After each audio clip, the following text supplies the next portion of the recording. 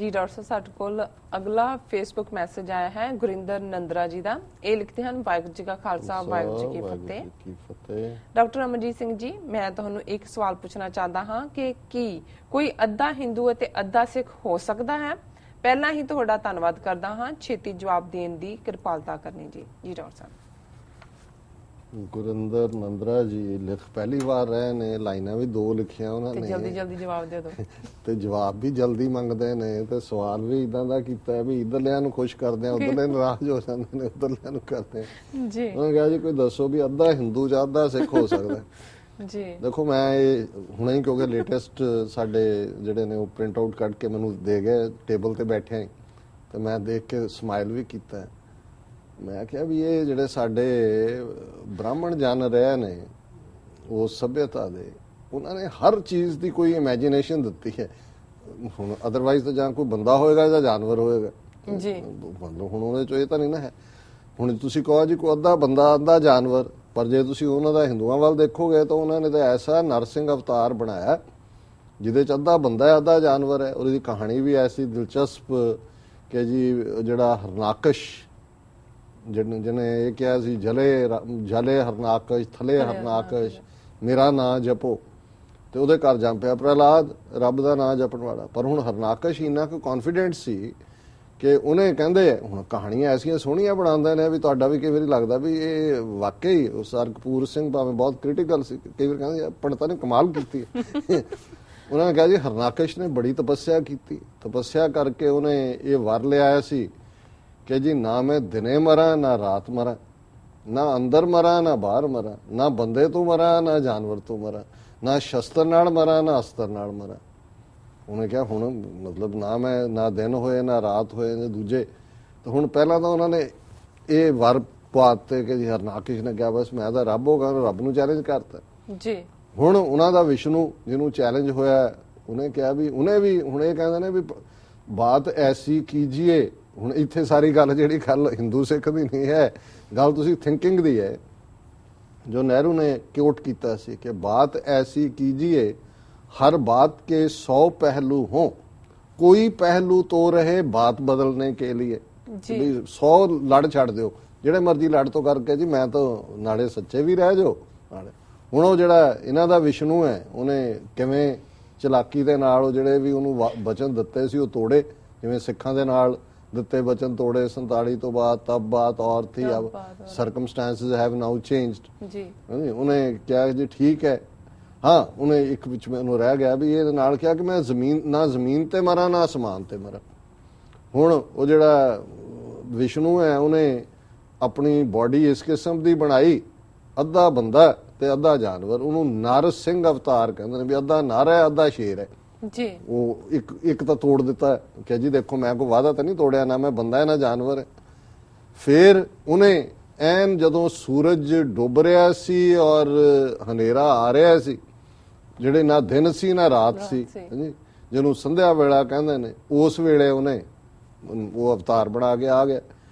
ਫਿਰ ਉਹਨੇ ਹਰਨਾਕਸ਼ ਨੂੰ ਜਿਹੜਾ ਉਸ ਦੇ ਘਰ ਦੀ ਜਿਹਨੂੰ ਤੁਸੀਂ ਕੀ ਕਹਿੰਦੇ ਹੋ ਹੈ ਜੀ, ਨਹੀਂ ਬਾਲਕਨੀ ਨਹੀਂ ਹੁੰਦੀ, ਉਹਨੂੰ ਕੀ ਕਹਿੰਦੇ ਨੇ ਜਿਹੜੀ ਦਰਵਾਟੀ ਕੋਈ ਉਹਦਾ ਸ਼ਬਦ ਹੁੰਦਾ ਜਿਹੜਾ ਦਰਵਾਜ਼ੇ ਦੇ ਵਿੱਚ ਹੁੰਦਾ ਨਾ, ਉਹ ਦਰਵਾਜ਼ੇ ਦਾ ਅੰਦਰ ਹਾਂਜੀ ਲਿਵਿੰਗ ਬੈਠਕ ਨਹੀਂ ਬੈਠਕ ਨਹੀਂ ਹੁੰਦੀ, ਜਿਹੜੀ ਦਰਵਾਟ ਉੱਪਰ ਜਿਹੜਾ ਦਰ ਜਿਹਦੇ ਤੋਂ ਬਣਿਆ ਸ਼ਬਦ ਉਹ ਦਰ ਹੈ, ਉਹ ਦਰਵਾਟ ਬਣੀ ਹੁੰਦੀ ਹੈ ਦਰਵਾਜ਼ੇ ਦੀ, ਜਿਹੜੀ ਨਾ ਅੰਦਰ ਹੁੰਦੀ ਹੈ ਨਾ ਬਾਹਰ ਹੁੰਦੀ ਹੈ ਜੀ।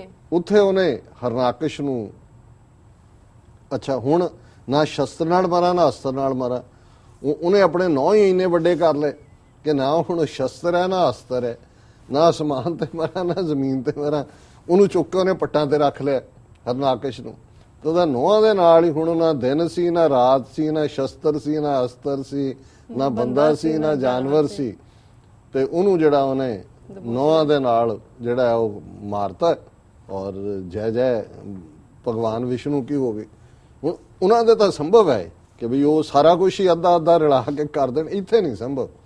ਇੱਥੇ ਜਾਂ ਸਿੱਖ ਹੈ ਜਾਂ ਨਹੀਂ ਹੈ, ਕਿਉਂਕਿ ਦੇਖੋ ਕਈ ਵਾਰ ਇਸ ਡੈਫੀਨੇਸ਼ਨ ਨੂੰ ਹਾਲਾਂਕਿ ਸਿੱਖ ਰਹਿਤ ਮਰਿਆਦਾ ਨੇ ਕੋਡੀਫਾਈ ਕੀਤਾ ਹੈ, ਇੱਕ ਅਕਾਲ ਪੁਰਖ 10 ਗੁਰੂ ਸਾਹਿਬਾਨ, ਸ਼੍ਰੀ ਗੁਰੂ ਗ੍ਰੰਥ ਸਾਹਿਬ ਜੀ ਦੀ ਬਾਣੀ ਤੇ ਦਸ਼ਮੇਸ਼ ਜੀ ਦੇ ਅੰਮ੍ਰਿਤ ਤੇ ਨਿਸ਼ਚਾ ਰੱਖਦਾ ਹੈ ਤੇ ਕਿਸੇ ਹੋਰ ਧਰਮ ਨੂੰ ਨਹੀਂ ਮੰਨਦਾ ਉਹ ਸਿੱਖ ਹੈ, ਕਿਉਂਕਿ ਤੁਹਾਨੂੰ ਕੋਡੀਫਾਈ ਕਰਨਾ ਪੈਂਦਾ ਹੈ ਉਸ ਲਈ।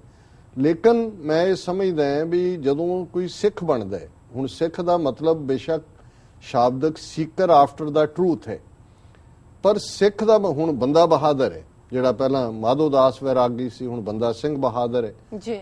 ਹੁਣ ਇੱਕ ਸਟੇਜ ਤੇ ਉਹ ਤਾਂਤਰਿਕ ਹੈ, ਉਹ ਸੰਨਿਆਸੀ ਵੀ ਸੀ, ਉਹ ਵੈਰਾਗੀ ਵੀ ਸੀ, ਉਹ ਸ਼ਿਕਾਰੀ ਵੀ ਸੀ, ਉਹ ਸਭ ਛੱਡ ਛੜਾ ਕੇ ਤਾਂਤਰਿਕ ਬਣਿਆ ਹੋਇਆ। ਉਹਨੇ ਆਪਣਾ ਢਿੱਲ ਲਾ ਲਿਆ। ਜਦੋਂ 10ਵੇਂ ਪਾਤਸ਼ਾਹ ਦੇ ਸਨਮੁਖ ਜਿਹੜਾ ਉਹ ਡਿੱਗ ਪਿਆ, ਨਤਮਸਤਕ ਹੋਇਆ ਤੇ ਸਵਾਲ ਪੁੱਛਿਆ ਵੀ ਕੌਣ ਹੈ ਤੂੰ? ਉਹਨੇ ਕਿਹਾ ਜੀ ਤੁਹਾਡਾ ਬੰਦਾ। ਉਹਨੇ ਕਿਹਾ ਜੇ ਬੰਦਾ ਹੈ ਤਾਂ ਬੰਦਿਆਂ ਵਾਲੇ ਕੰਮ ਕਰ। ਜੀ ਜੀ। ਜਦੋਂ ਬੰਦਾ ਬਣ ਗਿਆ, ਉਹੀ ਜਿਹੜਾ ਹਿਰਨੀ ਦੇ ਢਿੱਡ 'ਚ ਜਿਹੜਾ ਤੀਰ ਵੱਜਣ ਕਰਕੇ ਉਹ ਤੇ ਉਹਦੇ ਬੱਚੇ ਦੇ ਮਰੇ ਤੋਂ ਜਿਹੜਾ ਦੌੜਾਇਆ ਸੀ ਛੱਡ ਕੇ ਬਹਾਦਰ ਬਣਿਆ।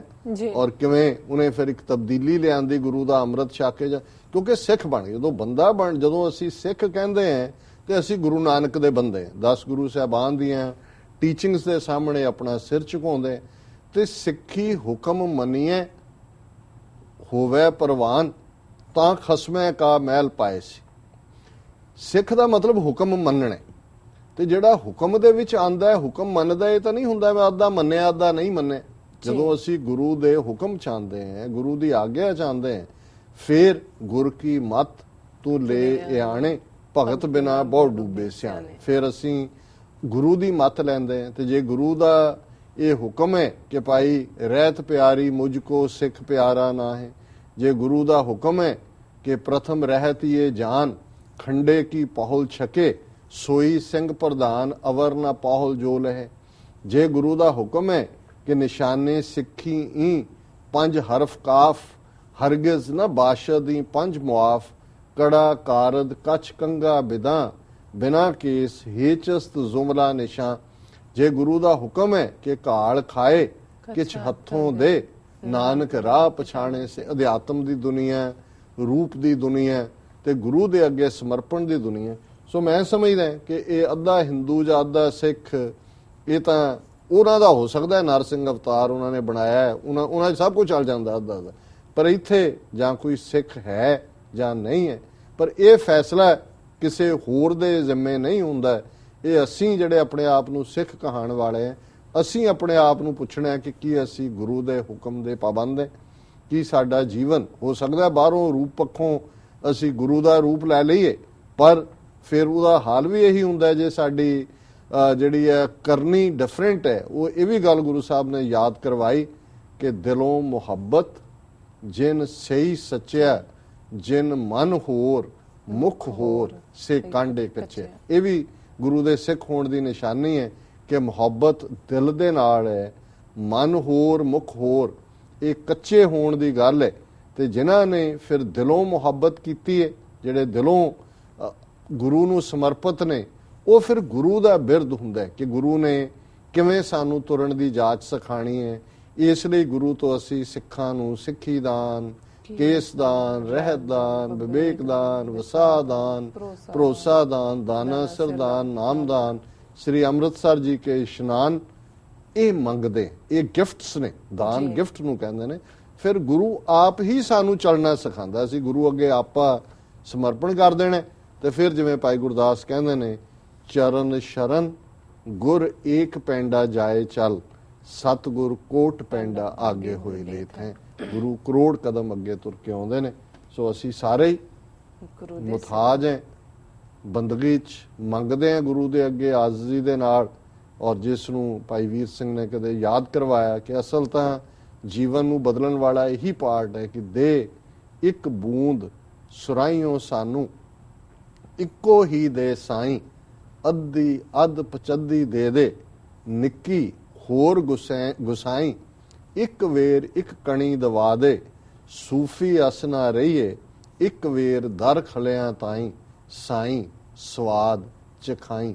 ਸੋ ਸਿੱਖ ਤਾਂ ਤਲਬਗਾਰ ਹੈ ਉਸ ਗੁਰੂ ਦੇ ਦਰਵਾਜ਼ੇ ਅੱਗੇ ਤੇ ਗੁਰੂ ਦੇ ਹੁਕਮ ਨੂੰ ਮੰਨ ਕੇ, ਜੇ ਗੁਰੂ ਸੂਫੀ ਨਾ ਰਹਿਣ ਦੇ, ਇੱਕ ਨਸ਼ਾ ਦੇ ਦੇ ਉਸ ਨਾਮ ਦਾ, ਤੇ ਇਹ ਗੁਰੂ ਦਾ ਇਹ ਰਹਿਮਤ ਹੈ।